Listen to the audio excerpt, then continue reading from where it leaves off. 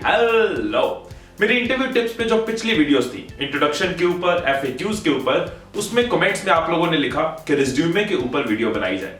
सो आपका हुक्म सर आंखों पे। इस वीडियो में मैं आपको बताऊंगा how to make a resume, क्या करना है क्या नहीं करना, डिजाइन, टेम्पलेट्स, प्रूफ रीडिंग, हर चीज आपसे इस वीडियो में शेयर करूंगा। रिज्यूमे एक ऐसा टूल है, एक ऐसा यंत्र है जो आपकी हेल्प करता है बहुत सारे तरीकों से। बहुत बार जब आप अपने लिए जॉब ढूंढ रहे होते हो तो आपसे पहले एम्प्लॉयर के पास आपका रिज्यूमे पहुंचता है, तो ये एक तरह का आपका रिप्रेजेंटेटिव है। तो आपका रिप्रेजेंटेटिव अच्छा तो होना ही चाहिए। रिज्यूमे आपके बारे में, आपकी बैकग्राउंड, आपकी डायरेक्शन ऑफ थिंकिंग, आपकी स्ट्रेंथ्स के बारे में भी एम्प्लॉयर्स को बताता है। एंड इस बात पे भी कोई डाउट नहीं है कि आपकी राइटिंग स्किल्स कैसी हैं, ये भी एम्प्लॉयर आपका रिज्यूमे देख के समझ जाता है।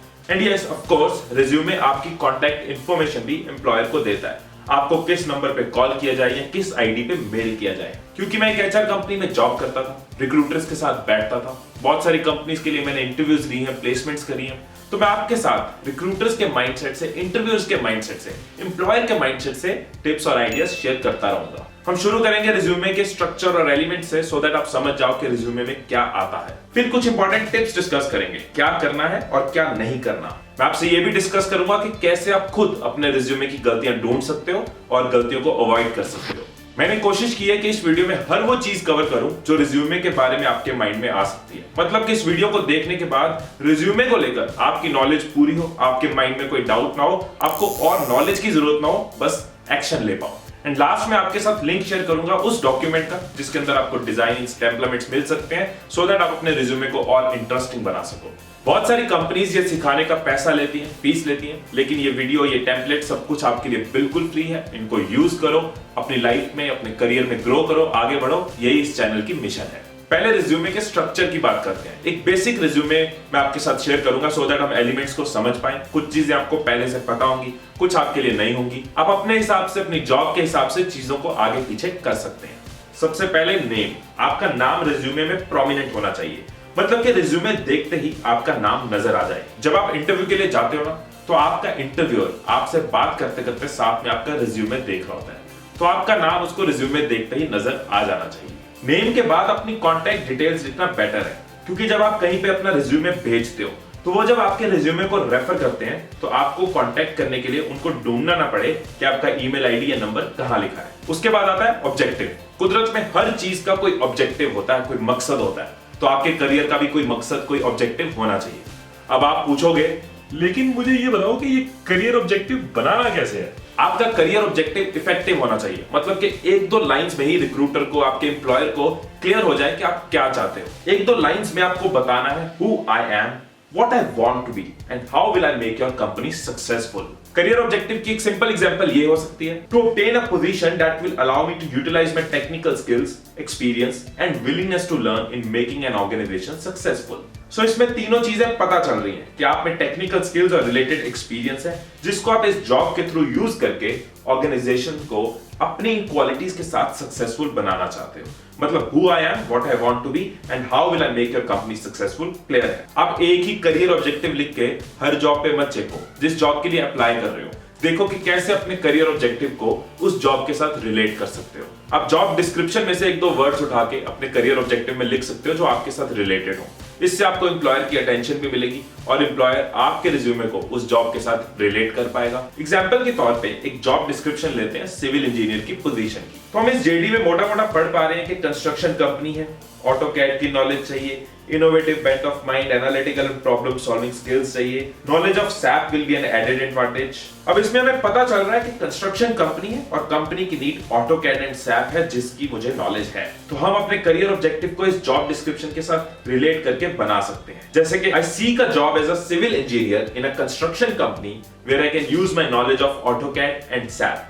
I wish to contribute towards organization goals through my technical skills, hard work and creativity। So इसमें आपने explain किया who I am, what I want to be and how will I make your company successful। And employer सीधा सीधा आपके career objective के साथ अपनी requirement को relate कर पाएगा। मतलब रिज्यूमे की शुरुआत में ही मामला सेट। मैं अपनी हर वीडियो में बार बार ये कहता हूं कि कोई फिक्स्ड रूल नहीं होता। इस वीडियो का पर्पस आपको आइडियाज देना है, हिंट्स देना है, टिप देना है, लेकिन अपना करियर ऑब्जेक्टिव आप खुद लिखना, अपने एक्सपीरियंस, अपने प्रोफाइल, अपनी एजुकेशन के हिसाब से लिखना। एक चीज और बता दो अगले पॉइंट पे जाने से पहले, जब आप नौकरी, मॉन्स्टर ऐसे पोर्टल्स पे रिज्यूमे अपलोड करते हो ना, तो वहां पे ऑप्शन होती है कि अलग अलग रिज्यूमे बना के रखने की। सो आप अगर 2-3 तरह की जॉब्स ढूंढ रहे हो, जैसे कि आप एमबीए मार्केटिंग हो एंड आप सेल्स, पीआर एंड एडवर्टाइजिंग तीनों एरियाज में ओपन हो, कि जहां अच्छी अपॉर्चुनिटी मिल जाए वहां जॉब करने को तैयार हो, तो आप इस वेबसाइट में जब अपना अकाउंट बनाते हो, सेम अकाउंट में 3 तरह के रिज्यूमे बना के इन जॉब पोर्टल्स पे डाल सकते हो। सो जिस जॉब पे अप्लाई कर रहे हो उसके रिलेटेड वाला रिज्यूमे सिलेक्ट करो एंड अप्लाई करो।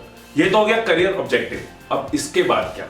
बहुत बार मुझे ये क्वेश्चन पूछा जाता है कि पहले एकेडमिक्स के बारे में लिखा जाए या पहले एक्सपीरियंस मेंशन किया जाए। माय आंसर इज कि रिक्रूटर के लिए, एम्प्लॉयर के माइंडसेट से सोचो कि उसके लिए क्या सबसे पहले इंपॉर्टेंट है। क्योंकि जब आप कहीं पे रिज्यूमे अपलोड करते हो या फिर कहीं रिज्यूमेस भेजते हो, तो रिक्रूटर्स के पास इतनी बड़ी अमाउंट में रिज्यूमेस आते हैं, वो एक दिन में कितने सारे रिज्यूमे देखते हैं। तो उसके लिए जो सबसे इंपॉर्टेंट है वो सबसे पहले होना चाहिए, सो दैट उसको जल्दी नजर आए। अगर आप फ्रेशर हो तो आपके एकेडमिक्स रिक्रूटर के लिए सबसे इंपॉर्टेंट है। वो देखना चाहता है कि आपने कहां से पढ़ाई की है, कितने परसेंटेज आए हैं, कौन सी सर्टिफिकेशंस की है, ये सब उसके लिए मोस्ट इंपॉर्टेंट है in case of freshers. And अगर आप एक्सपीरियंस्ड हो, आपके पास वर्क एक्सपीरियंस है, तो पढ़ाई तो अब पुरानी कहानी हो चुकी है। अब रिक्रूटर के लिए क्या इंपॉर्टेंट है, क्या आप कहां पे जॉब कर रहे हो, क्या आपके स्किल सेट्स हैं, कैसे परफॉर्म कर रहे हो, क्या अचीव किया, वो सब उसके काम का है। So if you are an experience candidate, तो आपका work experience is more important, वो पहले आना चाहिए। सो फ्रेशर्स के रिज्यूमे की एग्जांपल लेते हैं। आप अपने एकेडमिक्स लिखो, जिस भी फॉर्म में लिखना चाहते हो उस फॉर्म में लिखो, टैबुलर फॉर्म में लिखना चाहते हो या बुलेट्स की फॉर्म में लिखना चाहते हो वैसे लिखो। कोई सर्टिफिकेशन है तो वो मेंशन करो, अपने एकेडमिक्स और सर्टिफिकेशन की परसेंटेज या स्कोर जरूर मेंशन करो। कई बार मुझसे ये क्वेश्चन भी बहुत बार पूछा जाता है, यार मेरा रिजल्ट दिखाने लायक नहीं और मार्क्स बताने लायक नहीं, ये मार्क्स लिखने जरूरी है क्या? अगर तो आप एक्सपीरियंस्ड हो तो परसेंटेज मार्क्स लिखने की इतनी टेंशन मत लो, वो पुरानी बात हो चुकी है, अब आपका काम बोलता है। लेकिन फ्रेशर्स के केस में ये इंपॉर्टेंट है, क्योंकि कहीं ना कहीं एम्प्लॉयर ये आइडिया लेना चाहता है कि आपकी परफॉर्मेंस कैसी है। सो अगर तो आपके ग्रेड्स, मार्क्स या परसेंटेज अच्छे हैं तो जरूर लिखो, लिखो ही लिखो। If you got it, flaunt it, as a man Mallika Sherawat भी कहती है। बट अगर आपके मार्क्स बताने लायक नहीं है तो छोड़ सकते हो, पर ये कोई सही तरीका नहीं है, क्योंकि फ्रेशर्स के पास मार्क्स, परसेंटेज या अचीवमेंट्स के अलावा और है क्या। बट मार्क्स लिख के रिजेक्ट होने से बेटर है कि मार्क्स ना लिखो। हो सकता है इंटरव्यू की कॉल आ जाए और इंटरव्यू में आप एक्सप्लेन कर पाओ कि आपके मार्क्स कम क्यों हैं और आपने किस तरफ ज्यादा टेंशन दी और अपने आप को सेल कर पाओ। हाँ, अगर जॉब डिस्क्रिप्शन में या ओपनिंग में स्पेशली लिखा है कि डू मेंशन योर मार्क्स और परसेंटेज, उस केस में तो लिखना जरूरी है ही है। चलते हैं नेक्स्ट एलिमेंट पे। नेक्स्ट कॉलम भी आपके प्रोफाइल पे डिपेंड करेगा। अगर इंजीनियर है तो कुछ प्रोजेक्ट्स पे आपने काम किया होगा, उनको लिखो। कोई साइट, कोई गेम, कोई ऐप, कोई सिस्टम बनाया हो कॉलेज में। अगर आप एमबीए हो तो उस हिसाब से लिखो, या होटल मैनेजमेंट या किसी प्रोफेशनल फील्ड से हो तो जो भी आपकी समर प्रोजेक्ट, लाइव प्रोजेक्ट या कोई इंटर्नशिप रही हो, जो भी आपने पढ़ाई के साथ साथ किया है उसके बारे में लिख सकते हो। अगर आपके फील्ड में ट्रेनिंग्स का रोल है, जैसे कि मेरे फील्ड में, तो ट्रेनिंग्स अटेंडेड लिख सकते हो। जैसे कि मैं हमेशा कहता हूं कि ये इंटर्नशिप्स, ये प्रोजेक्ट्स एक तरह के आपके ट्रेलर्स हैं। आपने कैसा एक्सपीरियंस गेन किया, कैसा परफॉर्म किया, उससे इंटरव्यू रिलेट कर पाएगा कि आप जॉब में कैसा परफॉर्म करने वाले हो। इन सबको कैसे बेटर लिखना है, कैसे बेटर बनाना है, वो इस वीडियो में मैं आपको बताऊंगा जब हम टिप्स की तरफ जाएंगे। कुछ आइडियाज आपके साथ शेयर करूंगा इसके बारे में भी। इसके बाद आपका स्किल सेट। आपके स्किल सेट से एम्प्लॉयर ये देख पाएगा कि जो स्किल्स उसे चाहिए वो आपके पास है, नहीं तो वो आपका और अपना टाइम वेस्ट ना करें। अगर आप टेक्निकल बैकग्राउंड से, इंजीनियरिंग या कंप्यूटर एप्लीकेशंस जैसी कोई डिग्री आपने की है, तो टेक्निकल स्किल्स का अलग कॉलम भी बना सकते हैं। उसके बाद कोई अवार्ड्स या अचीवमेंट्स रही हो तो उनको लिखो। कोई भी रिवॉर्ड या रिकॉग्नाइजेशन कुछ मिला हो, कुछ अचीव किया हो, कुछ परफॉर्म किया हो, उसके बारे में लिखो। यार मेरा केस तो बिना पानी वाला तालाब है, ना कोई अवार्ड है ना कोई रिवॉर्ड है। जिनको लगता है कि उनके पास कोई अचीवमेंट नहीं है, कुछ लिखने लायक नहीं है, तो अपने पास्ट एक्सपीरियंस को याद करो, कुछ ना कुछ जरूर निकल आएगा बताने लायक। स्पोर्ट्स में कुछ ऐसा किया हो या किसी एक्टिविटी में पार्टिसिपेट किया हो, या कोई अचीवमेंट जो आपकी क्वालिटीज बता सके, कोई इनिशिएटिव लिया हो, कुछ कहीं कंट्रीब्यूट किया हो, छोटी ही सही अचीवमेंट है तो जरूर मेंशन करो। एंड लास्ट में कुछ personal detail, so that employer आपको पर्सनल लेवल पे भी समझ पाए। इसमें आप अपनी strengths, hobbies, date of birth, spoken languages जैसी चीजें लिख सकते हो। हमने बेसिक स्ट्रक्चर को तो समझ लिया, अब कुछ टिप्स डिस्कस करते हैं कि कैसे आप अपने रिज्यूमे को और बेटर लिख सकते हो और बेटर बना सकते हो। First tip, use keywords. आप जब अपना रिज्यूमे बनाओ तो कीवर्ड्स का ध्यान रखो। आपके रिज्यूमे में कुछ कीवर्ड्स होने चाहिए। ये कीवर्ड क्या होते हैं, इससे क्या फायदा होता है, इनको कैसे ढूंढना और कैसे अपने रिज्यूमे में डालना है, ये सब मैं आपको अभी बताता हूँ। आजकल जॉब पोर्टल्स का बहुत इंपॉर्टेंट रोल होता है। मैक्सिमम जॉब्स भी ऑनलाइन ढूंढी जाती हैं। 90% रिज्यूमेस या तो ऑनलाइन पोस्ट किए जाते हैं या फिर ईमेल। इसलिए रिक्रूटर्स भी मैक्सिमम कैंडिडेट्स को ऑनलाइन ही सर्च करते हैं। कीवर्ड्स वो वर्ड्स हैं जिनको एम्प्लॉयर यूज करते हैं रिज्यूमेस को ढूंढने के लिए। जब एक रिक्रूटर जॉब पोर्टल पे जाता है तो वो उन कीवर्ड्स को डालता है रिज्यूमे सर्च करने के लिए, और ये कीवर्ड्स अगर आपके रिज्यूमे में होंगे तो आपके रिज्यूमे के चांसेस भी बढ़ जाएंगे। दूसरा फायदा ये है कि कीवर्ड्स आपके रिज्यूमे को प्रोफेशनल लुक देते हैं और आपकी वर्ड चॉइस भी इंप्रेसिव लगती है। इन कीवर्ड्स को ढूंढना बहुत आसान है। आप जिस तरह की जॉब चाह रहे हो उसको जॉब पोर्टल पे सर्च करो। फॉर एग्जांपल हमने सर्च किया अकाउंट्स एग्जीक्यूटिव और एक्सपीरियंस डाल दिया 0 ईयर यानी कि फ्रेशर। जो जॉब्स आपको मैचिंग लगे उनको खोलो। कुछ रिजल्ट्स हमें नजर आ रहे हैं, इस पे क्लिक करते हैं। अकाउंट्स एग्जीक्यूटिव की ओपनिंग, ये रही इसमें की स्किल्स, ये है आपके keywords, balance sheet, general accounting, general laser.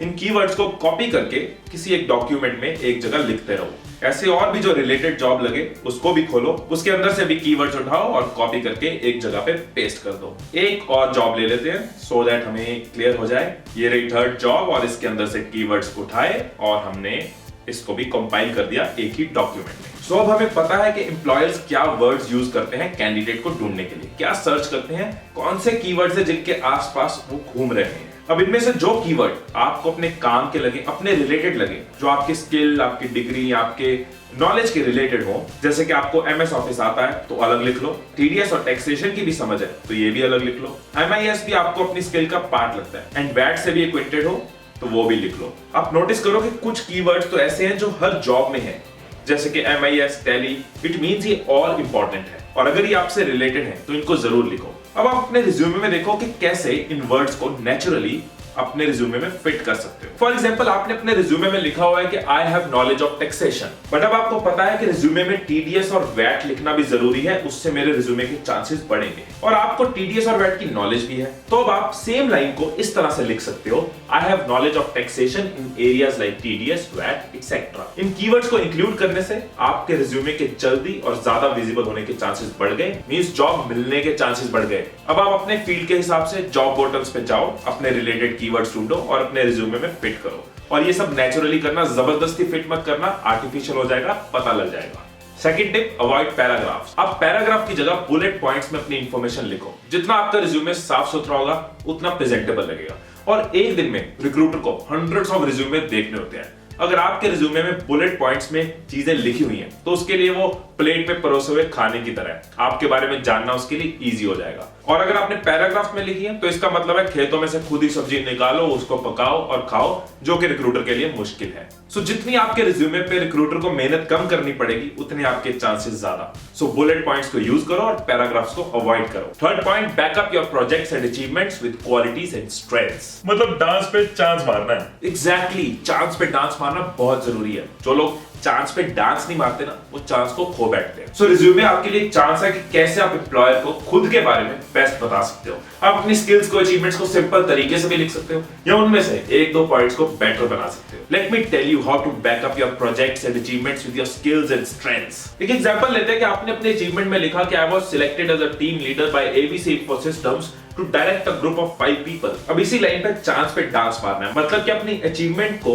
Backup करना है किसी अपनी स्ट्रेंथ के साथ। सो इस लाइन को हम ऐसे लिख सकते हैं, because of my strong interpersonal and team management skills I was selected as team leader by ABC Infosystems to direct a group of 5 people। अब इसमें आपने अपनी अचीवमेंट तो बताई कि आप टीम लीडर सिलेक्ट हुए थे, 5 लोगों को लीड किया था, लेकिन साथ में अपनी स्ट्रेंथ भी बता दी कि मेरे अंदर वो इंटरपर्सनल स्किल्स हैं, टीम मैनेजमेंट स्किल्स हैं, जिसकी वजह से मुझे सिलेक्ट किया गया था, खुद को और अच्छे से बेचा, चांस पे डांस मारा। हाँ, हर पॉइंट को भी ऐसे मत लिखना, वो आर्टिफिशियल हो जाएगा, लेकिन 5 में से एक पॉइंट या 2 पॉइंट को ऐसे लिख सकते हो, चांस पे डांस मार सकते हो। Next tip, use professional font. अगर जॉब में प्रोफेशनलिज्म होना चाहिए तो आपके रिज्यूमे में भी प्रोफेशनलिज्म दिखना चाहिए, तो प्रोफेशनल फॉन्ट्स यूज करो, जैसे कि Arial, Times New Roman, Calibri etcetera. Next tip, font size. Font size बहुत छोटा या बहुत बड़ा नहीं होना चाहिए। प्रिंट करके चेक करो कि रीडेबल है कि नहीं है। अगर टाइम्स न्यू रोमन, कैलिब्री या एरियल यूज कर रहे हो तो साइज 12 रख सकते हो। आप चाहो तो हेडिंग्स को थोड़ा बड़ा कर सकते हो सो दैट वो अटेंशन को ग्रैब कर सके। Sixth tip, right printing.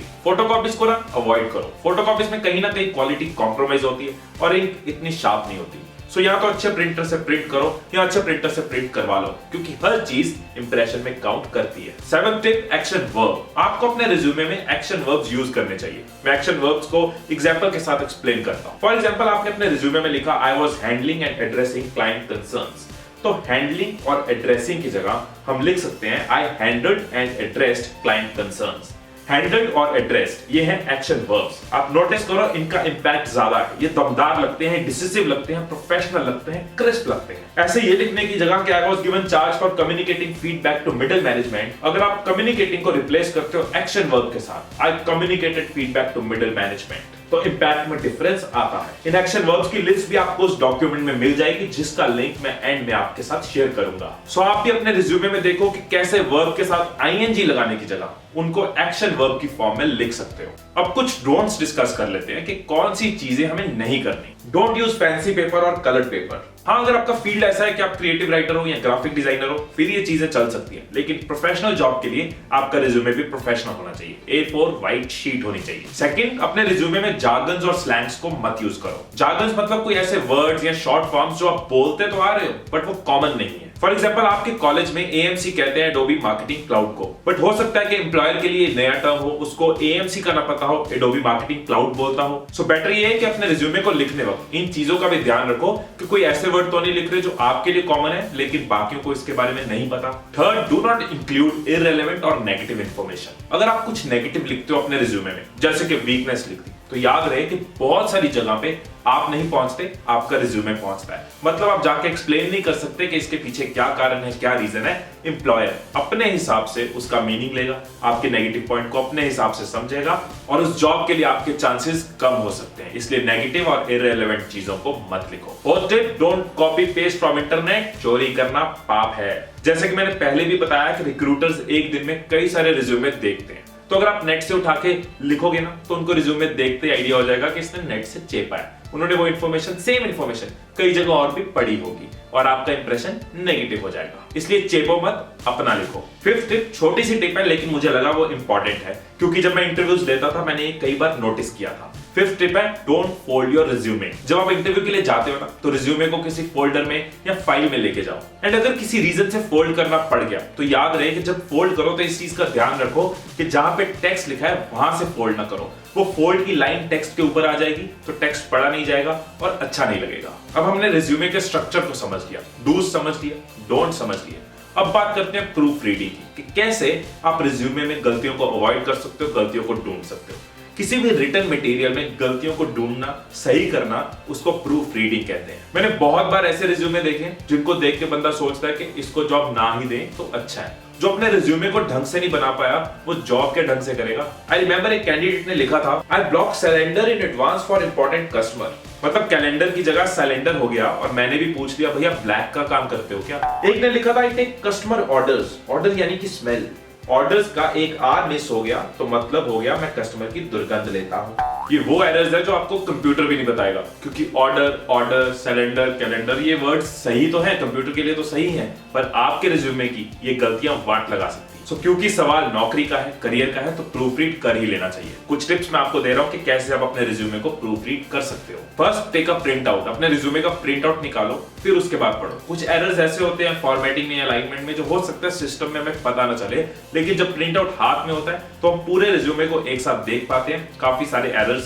Spot कर पाते हैं। Second, check homonyms. होमोनियम्स वो वर्ड होते हैं जो बोलने में तो सेम होते हैं लेकिन मीनिंग अलग अलग होता है। जैसे कि एक्सेप्ट एंड एक्सेप्ट, एक का मतलब है स्वीकार करना एंड दूसरे का है सिवाय। ऐसे ही कॉम्प्लीमेंट एंड कॉम्प्लीमेंट बोलने में सेम है बट मीनिंग अलग अलग है। तो ऐसे वर्ड्स के सही स्पेलिंग लिखे हैं वो प्रूफ रीडिंग में जरूर चेक कर लेना वरना मीनिंग गड़बड़ हो जाएगा। Third, check punctuation. अपने रिज्यूमे में commas, full stops, quotation marks जहां जाएं उनको अच्छे से चेक कर लो कि सही जगह लगे हैं क्योंकि इनके इधर उधर होने से मीनिंग बदल जाता है। लेट मी ईट मदर, मुझे खाने दो माँ। इस लाइन में से अगर कॉमा निकाल दें तो ये बन जाएगा लेट मी ईट मदर, मतलब मुझे माँ को खाने दो। Fourth, watch out for numbers. जहां जहां नंबर्स लिखे हैं, डेट हो, ईयर हो, मार्क्स हो, उनको अच्छे से चेक कर लो। Quoting a wrong number can lead to a very negative impression. Fifth point जो मुझे बहुत काम का लगता है, गलतियां ढूंढने के लिए मेरे को ये बेस्ट लगता है, रीड रिज्यूमे बैकवर्ड्स। जब आप अपने रिज्यूमे को नॉर्मल फ्लो में पढ़ते हो ना तो कोई गलती होगी भी तो कई बार हमारा ब्रेन उसको नोटिस नहीं कर पाता क्योंकि हमने खुद लिखा, हमें मीनिंग पता होता है तो हम फ्लो में उसको पढ़ जाते हैं, हमारा ब्रेन खुद से उसका मीनिंग बनाता जाता है, वर्ड्स डालता जाता है। लेकिन अगर आप अपने रिज्यूमे को उल्टा पढ़ोगे, last word to first word पढ़ोगे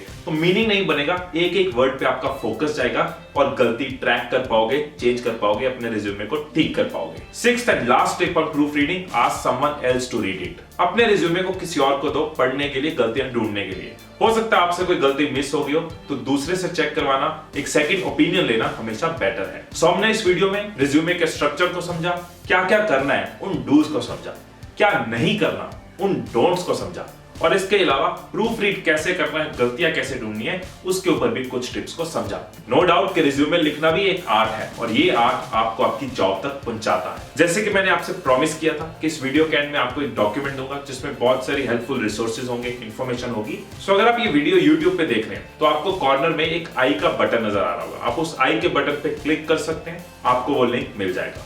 नहीं तो आप नीचे लिखे URL पे जा सकते हैं और उस डॉक्यूमेंट को डाउनलोड कर सकते हैं। मैं पहले इन ट्रेनिंग के लिए चार्ज करता था, लेकिन अब ये सब फ्री है। मैंने कोशिश की आपकी हेल्प करने की, आप भी दूसरों की हेल्प करें उनके करियर में। इस वीडियो को शेयर जरूर करें। मैंने आपके करियर के लिए कई सारी वीडियोस बनाई हैं और आगे भी बनाता रहूंगा। अगर अभी तक आपने मेरे चैनल को सब्सक्राइब नहीं किया तो आप सब्सक्राइब कर सकते हैं, अपने फोन में नोटिफिकेशंस को ऑन कर सकते हैं, सो दैट मेरी हर वीडियो के अपडेट आपको मिलते रहें और मैं आपकी हेल्प कर पाऊं आपके करियर में ग्रो करने के लिए, लाइफ में खुश रहने के लिए। वीडियो अगर काम की लगी हो तो कमेंट्स में जरूर बताना, और अच्छी भी लगी हो तो लाइक जरूर दबाना। दिल से दुआएं आपके लिए। All the best, stay blessed, stay inspired.